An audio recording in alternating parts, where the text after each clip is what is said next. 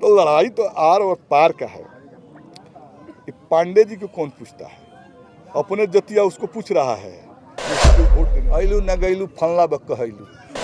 मेरे रीजन में 4 सालों में मैं आया और हर मोर्चे पर सरकार के खिलाफ लड़ा, सरकार के खिलाफ दबाव दिया।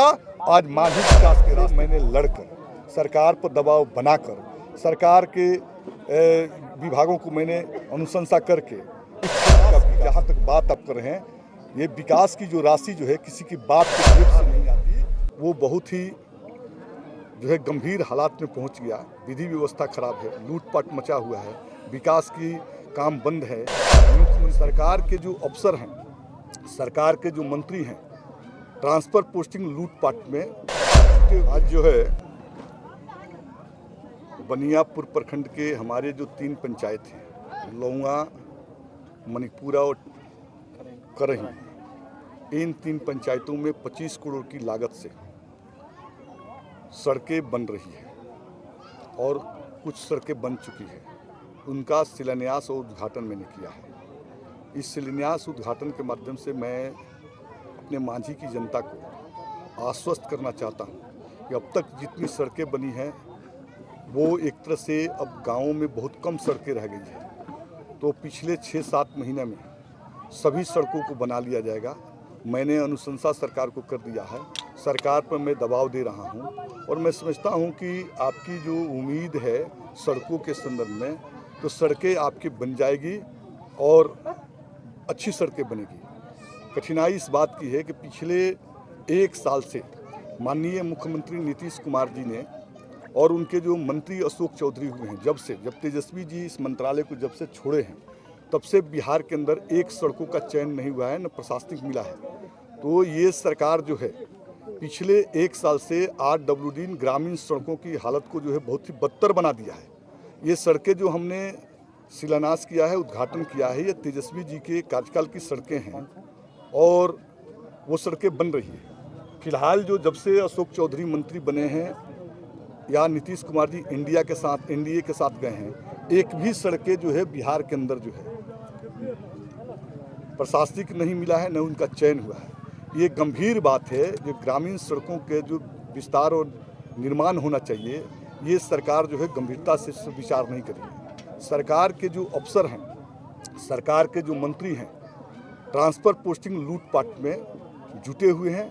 उनके बिहार के विकास से कोई मतलब नहीं है। दूसरी बात मैं कहना चाहता हूँ कि अभी जो है नीतीश कुमार जी के लोग कह रहे हैं कि ये एनडीए जो गठबंधन है वो दलित पिछड़ा, अति पिछड़ा का नेतृत्व कर रहा है। तो मैं सवाल ये खड़ा करना चाहता हूँ कि नीतीश कुमार के इर्द गिर्द जो लोग हैं वो किस टाइप के लोग हैं।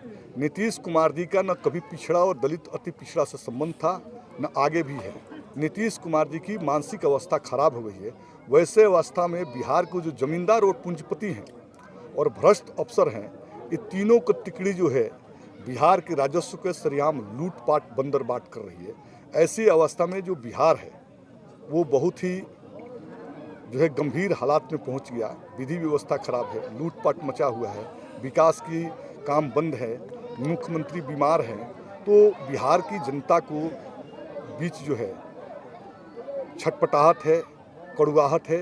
बिहार के अवाम परिवर्तन के रास्ते पर जा रही है। ये संदेश जो है आज इंडिया गठबंधन के रैली और जनसभा में परिलक्षित हुआ कि पिछले 2 बजे से जनसभा और रैली हो रही है। एक भी कार्यकर्ता, एक भी जनता जो है इधर से उधर टस से मस नहीं। ये बताती है, ये मीटिंग बता रहा है कि ये भाजपा जदयू गठबंधन के खिलाफ बिहार में भारी आक्रोश है और बिहार की जनता परिवर्तन के लिए जो है मन बना चुकी है और परिवर्तन के रास्ते पर बिहार अग्रसित है। अगले बार 2025 में इंडिया गठबंधन की सरकार तेजस्वी जी के नेतृत्व में बनेगी और इन्हीं उम्मीद विश्वास के साथ कि बिहार के अंदर जो है आज इंडिया गठबंधन के सभी घटक दल के लोग जो है गाँव में जाकर लोगों को गुलबंद कर रहे हैं और जनता के सही सवालों को लेकर लड़ाई को शंखनाद कर चुके हैं। सर, एनडीए के लोग जो जेडीयू के पूर्व मंत्री हैं, जो बोलते हैं कि मांझी में जो भी विकास हुआ है वो माननीय मुख्यमंत्री के द्वारा हुआ है, इस पर क्या कहेंगे? आप सब जानते हैं कि एक माननीय सदस्य को, चाहे वो सांसद हो, एमएलसी हो, एमएलए हो, उनको एक विशेषाधिकार है कि वो अपने क्षेत्र के विकास योजनाओं की अनुशंसा करते हैं।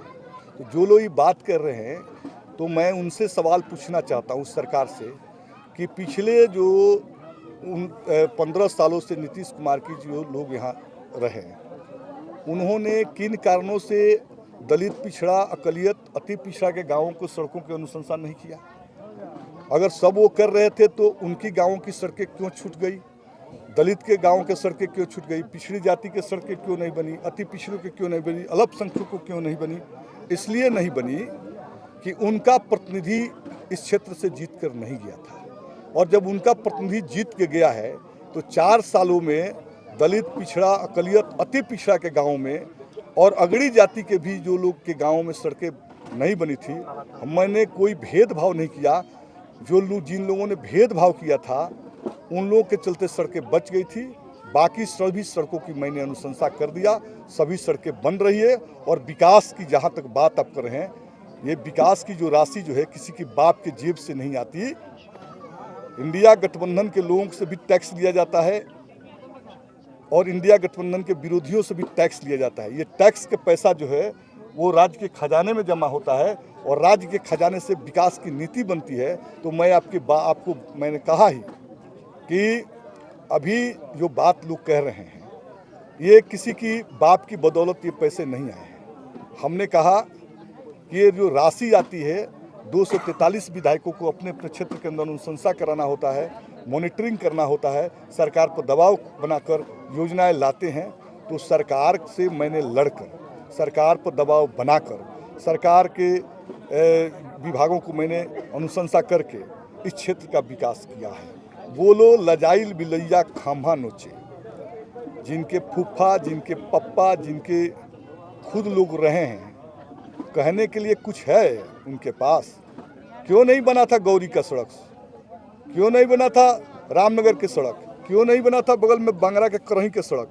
क्यों नहीं बना था मोरंग मास्टर का सड़क? क्यों नहीं बना था जो है लगुनी के सड़क? क्यों नहीं बना था बरेजा के सड़क? जवाब देंगे लोग।